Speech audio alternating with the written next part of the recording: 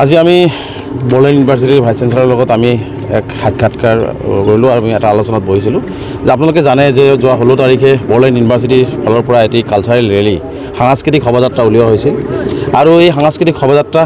সকলো ইউনিভাৰ্চিটিতে ওলোৱায় আৰু এই সাংস্কৃতিক শোভাযাত্ৰাবিলাকত সকলো জাতি জনগোষ্ঠীৰ যিখিনি কালচাৰ আছে অসমৰ যিখিনি কালচাৰ আছে এই কালচাৰখিনি দেখুওৱা হয় আৰু এইখিনিকে প্ৰতিভা বিকাশিত কৰা হয় কিন্তু আমি দেখিছোঁ বড়োলেণ্ড ইউনিভাৰ্চিটিত অতি দুখজনকভাৱে আৰু দুৰ্ভাগ্যজনকভাৱে বড়োলেণ্ড ইউনিভাৰ্চিটিৰ ষ্টুডেণ্টসকলে যি ধৰণে মানে বিশেষকৈ ধৰ্মীয় সংখ্যালঘু মুছলমানসকলৰ যুৱক সজাই তেওঁলোকক টুপি পাঞ্জাবী পিন্ধাই যি ধৰণে তেওঁলোকক ৰছীৰে বান্ধি পুলিচেৰে কোবাই অপৰাধী সজাই এটা কালচাৰেল ৰেলীৰ একদম প্ৰথম লাইনত থিয় কৰাই দিছে এইটোহে আমি বুজি নাপালোঁ কি কাৰণে এইটো কৰা হৈছে কি কাৰণে কি যুক্তিত কৰা হ'ল এটা কালচাৰেল ৰেলীত সকলো ধৰণৰ জাতি জনগোষ্ঠীৰ যিখিনি কালচাৰ আছে যিখিনি ভাল আছে সেইখিনিকে দেখুওৱা হয় তেনে ক্ষেত্ৰত এটা কমিউনিটিক এটা জনগোষ্ঠীক মুছলমান ধৰ্মীয়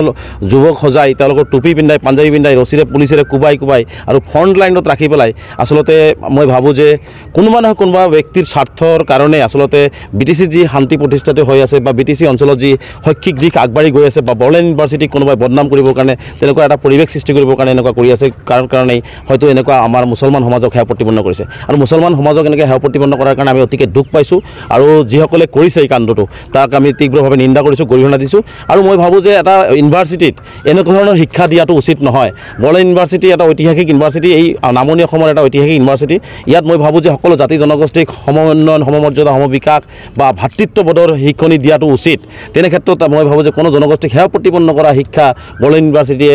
দিব নালাগে গতিকে বড়োলেণ্ড ইউনিভাৰ্চিটি কৰ্তৃপক্ষৰ ইয়াত বহুখিনি গাফিলতি আছে কাৰণ যি ভূগোল বিভাগৰ যি বিভাগ সেই বিভাগৰ শিক্ষক শিক্ষয়িত্ৰী আছিলে কি ৰেলী ওলালে কোন জনগোষ্ঠীৰ কি কালচাৰেল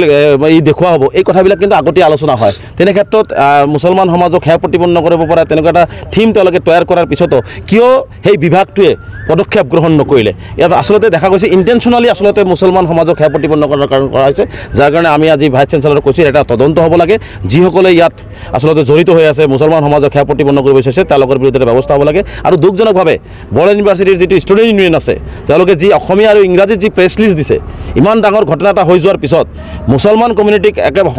গোটেই ভাৰতবৰ্ষত গোটেই বিশ্বত তেওঁলোকক সেয়া প্ৰতিপন্ন কৰাৰ পিছত তেওঁলোকে এপলজি খুজিব লাগিছিল বা আমি সকলোৱে মিলিজুলি ইউনিভাৰ্চিটিখনক আগুৱাই লৈ যাব লাগে ভুলবশতঃ কিবা এটা হৈ গ'ল বুলি কথাটো ক'ব লাগিছিল কিন্তু তেওঁলোকে এটা শব্দ তেওঁলোকে উল্লেখ নকৰিলে তাৰ মানে বুজা গৈছে যে বড়োলেণ্ড ইউনিভাৰ্চিটিৰ ইউনিয়ন বডিটোৱে ইণ্টেনশ্যনেলি এই কামটো কৰিছে তেওঁলোকে ইচ্ছাকৃতভাৱে এই কামটো কৰিছে গতিকে মানে কি যুক্তিত তেওঁলোকে এতিয়ালৈকে এটা জনগোষ্ঠীক সেয়া প্ৰতিপন্ন কৰাৰ পিছতো এটা ইউনিয়ন বডি য'ত তেওঁলোকে আগভাগ ল'ব লাগিছিল যে যাতে কোনো জাতি জনগোষ্ঠীৰ মানুহৰ দুখ নাপায় বা তেওঁলোকে ভেদাভেদ নাথাকে বা যি ঘটনা হৈ গৈছে এই ঘটনাটো যাতে পৰৱৰ্তী সময়ত নহয় এই কাৰণে তেওঁলোকে দুখ প্ৰকাশ কৰি আগবাঢ়ি আহিব লাগিছিল কিন্তু তেওঁলোকে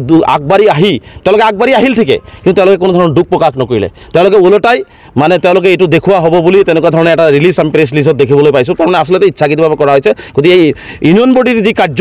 ইউনিয়ন বডি যিখিনি কৰিব লাগিছিল সেইখিনি নকৰাৰ কাৰণে মই ইউনিয়ন বডিৰ যিসকল কৰ্মকৰ্তা আছে তেওঁলোককো মই আচলতে